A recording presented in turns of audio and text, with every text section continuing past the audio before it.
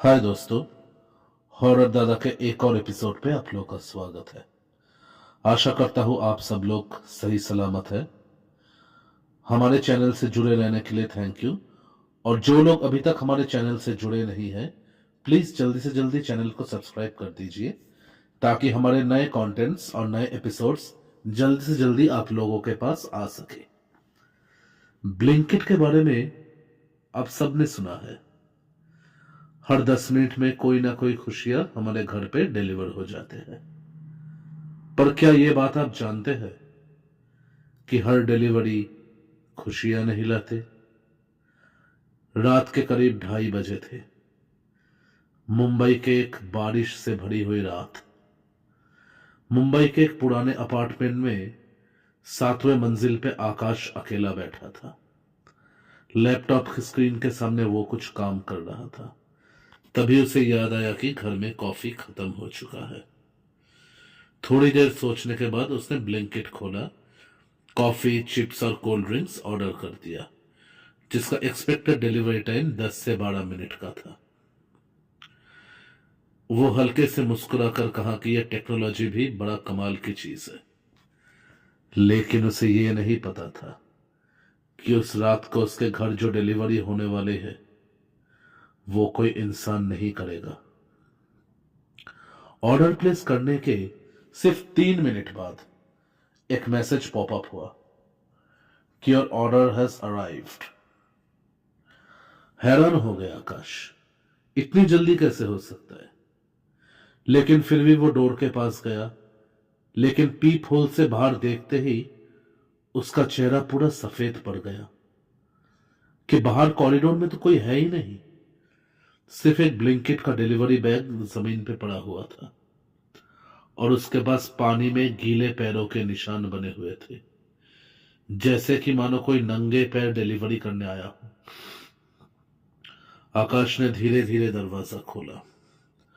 Corridor पूरी तरीके से दोनों तरफ खाली था, लेकिन लिफ्ट अपने आप नीचे जा रही थी। लिफ्ट के ग्राउंड फ्लोर में पहुंचने का एक आवाज आया।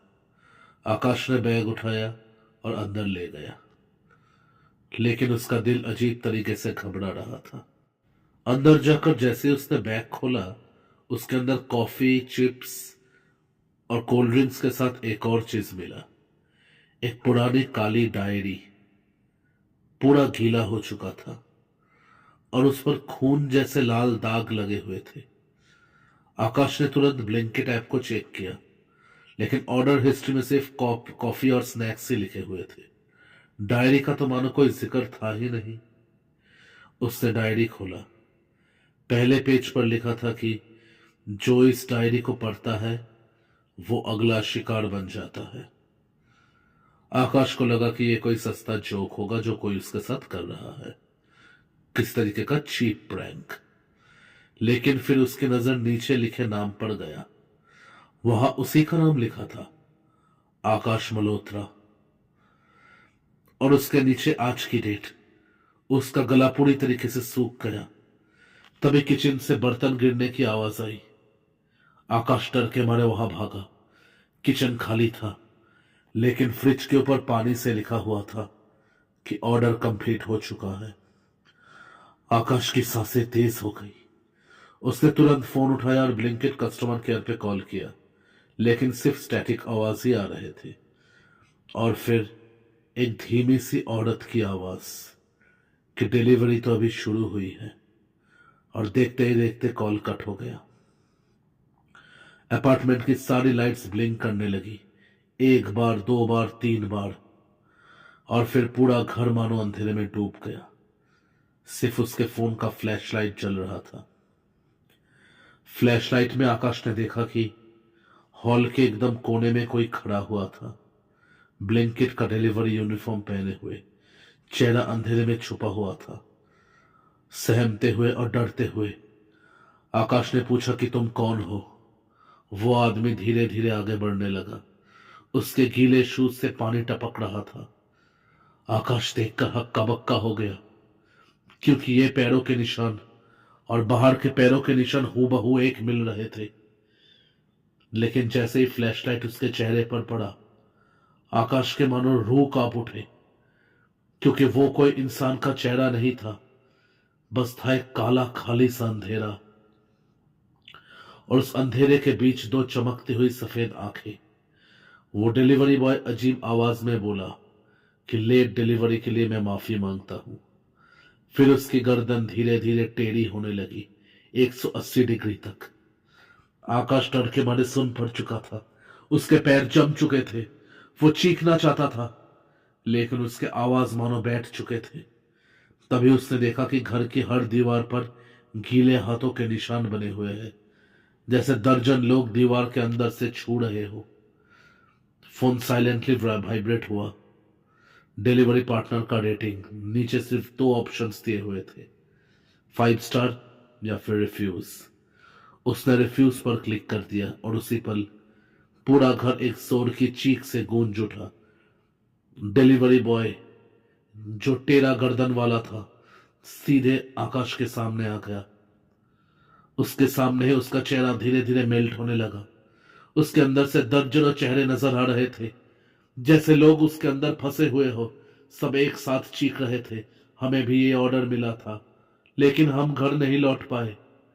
आकाश डर के मारे भागने लगा, लेकिन अपार्टमेंट का डोर कहीं मानो गायब हो चुका था। सिर्फ एक लंबी अंधेरी गैलरी थी, और उस गैलरी के एंड पर वही ब्लैंकेट बैग रखा हुआ था। बैग मानो अपने आप हिलने लगा, जैसे अंदर कोई जिंदा हो। डायरी के पेजेस हवा में पलटने लगे। डायरी के आखिरी पेज में लिखा हुआ था कि ये डिलीवरीज कभी कैंसिल नहीं होते। तभी पूरे बिल्डिंग के लाइट्स एक साथ जल उठे। आकाश खुद को फिर से लैपटॉप के सामने पाया। स्क्रीन पर ब्लिंकिट ऐप खुला हुआ था, मानो सब कुछ नॉर्मल लग रहा था, जैसे कि कुछ हुआ ही ना हो। आकाश को लगा कि शायद ये कोई नाइटमेयर होगा। तभी डोरबेल बजा। फोन स्क्रीन पर नोटिफिकेशन आया कि तुम्हारा ऑर्डर आ चुका है, और इस बार डिलीवरी टाइम लिखा हुआ था 0 मिनट्स। आकाश धीरे धीरे पीप होल में देखा, और फिर से उसके रूह कांप उठे। बाहर खड़ा था वही डिलीवरी बॉय, जिसका चेहरा नहीं, मौत का चेहरा था। और इस बार उसके हाथ में एक काली डायरी भी थी, जिस पर लिखा हुआ था नेक्स्ट कस्टमर। अगली सुबह हर कोई आकाश के अपार्टमेंट के बाहर आकर खड़ा हो गया। अंदर आकाश का लैपटॉप, मोबाइल, सब कुछ था। लेकिन ताज्जुब की बात है कि आकाश उस दिन के बाद किसी को कभी नहीं मिला। आप लोगों को क्या लगता है, आकाश के साथ आखिर क्या हुआ होगा? आखिर आकाश का डिलीवरी किस जगह पे गया होगा? या फिर यह डिलीवरी एक मौत का न्योता था? तो दोस्तों, अगर आपको ये स्टोरी अच्छा लगा हो तो हमारे चैनल को जल्द से सब्सक्राइब कर दीजिए, ताकि ऐसा ही और एपिसोड्स हम आप लोगों के लिए अगली बार ला पाए। आज के लिए इतना ही। बहुत जल्दी मिलेंगे आप लोगों से एक और नए एपिसोड पे।